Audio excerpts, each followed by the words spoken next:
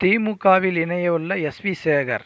தமிழக பாஜக தலைவராக அண்ணாமலை பொறுப்பேற்ற நாள் முதல் மிக கடுமையான அதிருப்தியில் இருந்து வந்த எஸ்.வி. சேகர் கடுமையாக அண்ணாமலையை தாக்கி பேசி வந்தார். குறிப்பாக அண்ணாமலை தான் தோன்றித்தனமாக செயல்படுகிறார் எனவும், அவருக்கு அரசியலில் எந்த அனுபவமும் கிடையாது எனவும், அவர் ஒரு விளையாட்டு பிள்ளை எனவும் பல்வேறு ரீதியில் விமர்சனங்கள் வைத்து வந்தார்.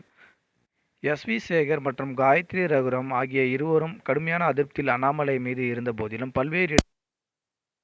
குறிப்பாக மத்திய அமைச்சர் அமித் ஷா, பிரதமர் மோடி உள்ளிட்ட அனைத்து தரப்பினரிடமும் தங்களுடைய வருத்தத்தை எடுத்துரைத்து தங்களது தெரிந்த தூதுவர்கள் மூலமாக பல்வேறு தகவல்களை அனுப்பி பார்த்தனர்.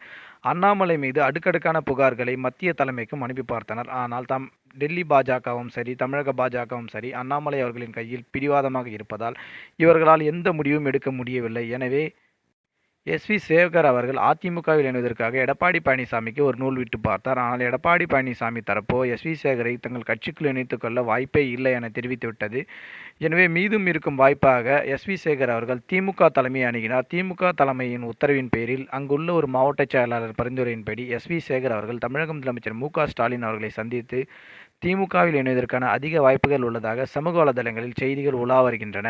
ஒருவேளை எஸ்.வி. சேகர் அவர்கள் திமுகவில் இணைந்துவிட்டால் அங்கிருந்து மீண்டும் கடுமையாக அண்ணாமலை விமர்சித்து பேசுவார் எனவும், அண்ணாமலை விமர்சித்து பேச திமுகவிற்கு ஒரு ஆள் தேவைப்படுவதாகவும், அந்த இடத்தை எஸ்.வி. சேகர் பூர்த்தி செய்வார் எனவும் சமூக வலைதளங்களில் பலர் கிண்டல் அடித்து வருகின்றனர். தொடர்ந்து அரசியல் சார்ந்த காணொலிகளை தெரிந்து கொள்ள நம்முடைய சேனலை சப்ஸ்கிரைப் செய்யுமாறு அன்போடு கேட்டுக்கொள்கிறோம்.